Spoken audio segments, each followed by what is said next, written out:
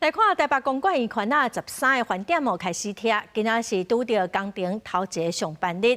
台北市副市长李树川人伫现场视察，市政府表示讲，互公车先行来进行青红灯的控制，嘛有加派警察来指挥，所以早起无啥塞车。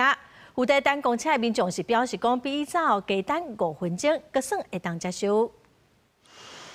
早起通勤上好时间，公馆圆环4号会议拢有警力驻守，配合好之前换，所有人车也前空4号会议红黄线非停临停。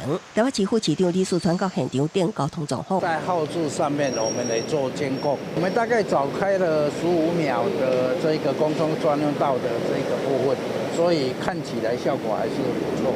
福和桥的一个停等车队大概是在我们这个北四端的引道这边。 那罗斯福路的一个停等车队大概是在123巷口的南侧，好，那公车大概一个周期都可以通过哈，我们并没有减班，也没有改道。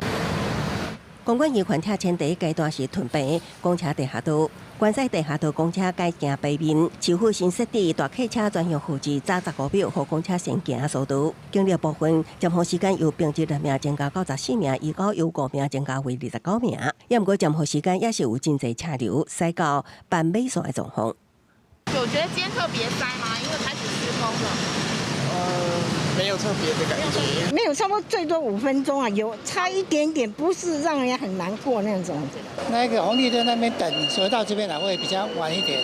北市府表示，初步观察，选择用路人改道加时段分流一定效果。另外配合提出优惠积分量淡薄增加。北市统计，早起6点至9点进入积分车站。 个进出站一边是万隆站以南顶7站的运量大约是46000人次，比起过去9月份同期增加大约1100多人次，其中享优惠贵30%金额大约有17000人次。公司新闻采访报道。